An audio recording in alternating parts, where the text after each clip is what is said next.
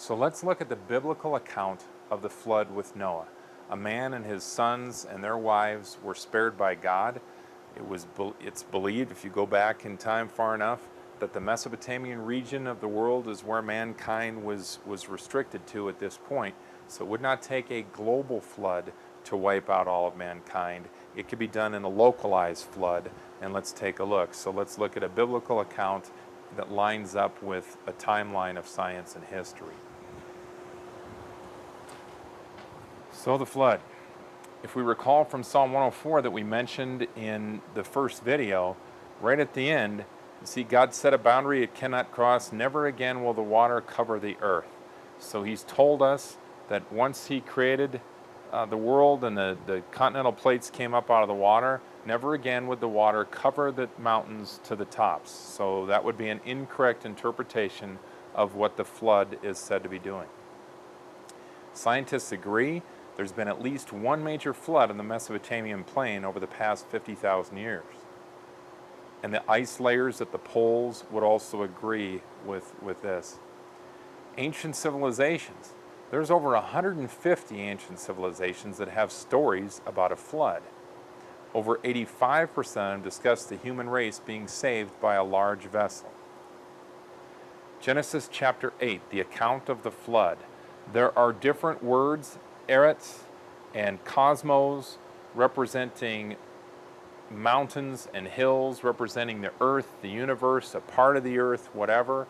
When we look at the Hebrew and we look at the context that things are written in, we can know which derivation of these words are being discussed. Are we talking the top of a mountain? Are we talking a hill or a plateau? What are we discussing? When it comes to earth, is it the entire earth to the tops of mountains? Is it just the known earth, a region of it? What is it? So if we look at the account in Genesis chapter 8, first of all we see that in the 7th month, after the rains had stopped and waters were starting to recede, 7th month, the ark came to rest on the mountains of Ararat. Not necessarily on Mount Ararat, but on the mountains of Ararat. The waters continued to recede until the 10th month, and on the first day of the 10th month, the tops of the mountains became visible. So it came to rest on that. The mountains were now visible. There was earth that was visible. We know this. Continuing in chapter 8, verse 9. But the dove could find nowhere to perch because there was water over all the surface of the earth. Well, now, wait a minute. That's a seeming contradiction. We were just told that the mountains were now visible, so we can see part of the earth. Therefore, this section is interpreting itself.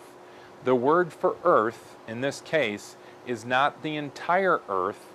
It would be the earth, as for example, where humans were dwelling. It's a certain part or region of the earth, not the entire earth, because we already know that some of the earth globally was already exposed.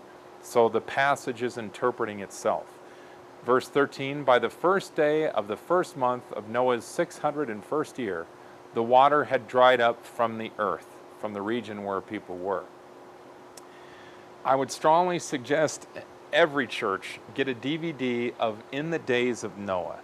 Again, Reasons to Believe is an amazing organization, and Dr. Ross has put together a DVD that's really concise and has a lot of information in it.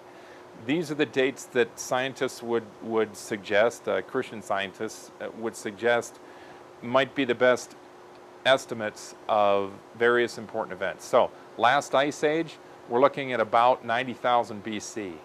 Adam, the first human out of East Africa, out of this Mesopotamian region, maybe about 60,000 BC. There's a confidence interval here. This could be plus or minus a few thousand years. Noah, approximately 40,000 BC. If we put this into this context time-wise, science, history, Bible, they all tie together just fine. There'd be a lot of ice and snow. At this point in time, at about 40,000 BC, we're still involved with the Ice Age, so what's happened is, if you look at the Red Sea and the Persian Gulf, they're dry at that point in time. The levels of water around the world are much lower than what they are today, which, by the way, would explain why you really think there's a Garden of Eden. Yes, I do. I really believe that science would suggest that out of this region of the world is where we see the trail leading back to where the first humans were. So somewhere in this area is where the first humans were. I believe that there was a Garden of Eden, and it's somewhere under the water today by today's standards.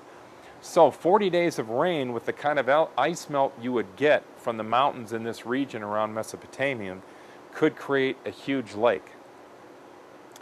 Now let's talk about the Tower of Babel. And I know some people will say, oh my goodness, you believe in a flood and you believe in the Tower of Babel?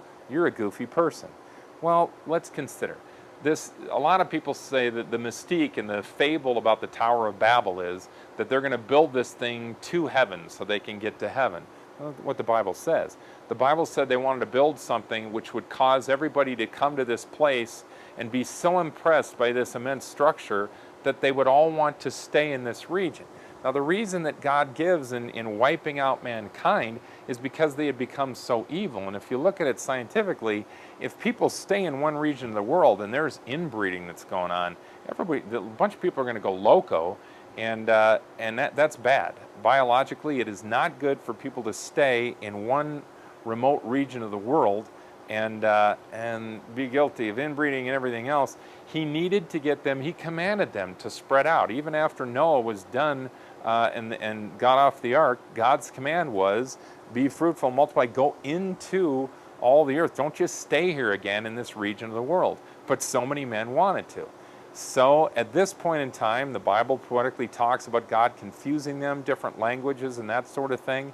I don't pretend to know how that happened, what happened or whatever, but we could be looking at different skin tones, different ethnic groups, whatever.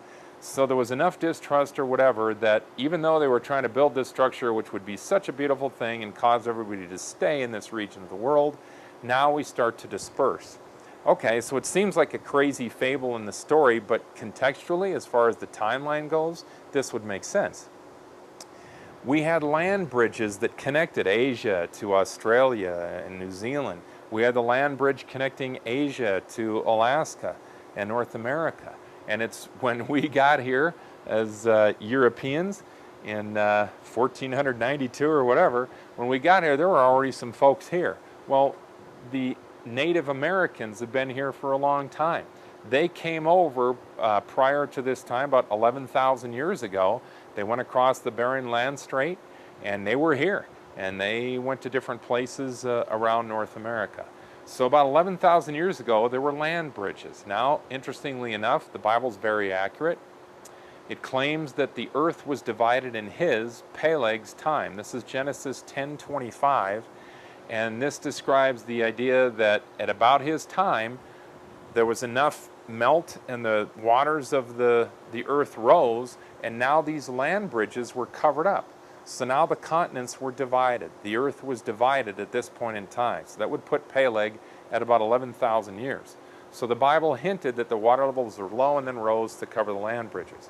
One other really important note, if anybody looks in a study Bible and looks to Genesis 11:11, when they talk about the ancestors of Noah after the flood, there's a word, Ab, it says in Abba, Father, that's used, and it can be either an ancestor or a father. Now, if we let the word be interpreted as ancestor, then we don't know how big the gaps of time are between Noah and Abraham, because there's definitely some generations that are missing in that passage. Now, some people would say, no, how do you know that? How do you know that there'd be a gap, that there'd be generations that were missing between the account going from Noah's day, which we would say is maybe 40,000 BC, to Abraham's day, which would be about 2000 BC? Well, we've said before that whenever we see a contradiction in the Bible, or seeming contradiction, it's good for us to investigate that and try to figure out what's going on. If we look in the Gospels, the two different genealogies that are given of Jesus and Joseph going back in time all the way back to Abraham, the genealogies are different. They're not the same.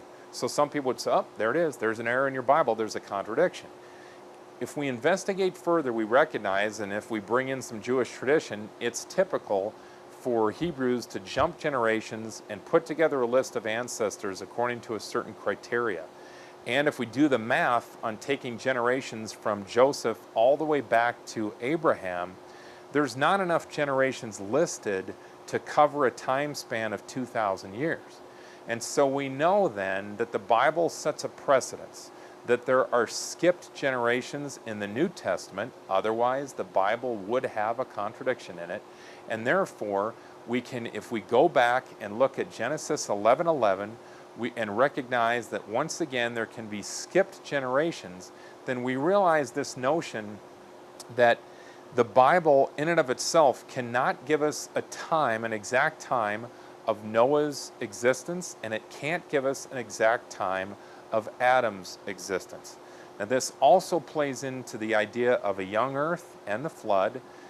In the 15th century, there were two individuals in Britain, Ussher and Lightfoot, that thought it was possible to go back through the genealogies of Jesus, back through the genealogies from Abraham to Noah and then to Adam, and deal with how many years went by, not realizing that generations had been skipped.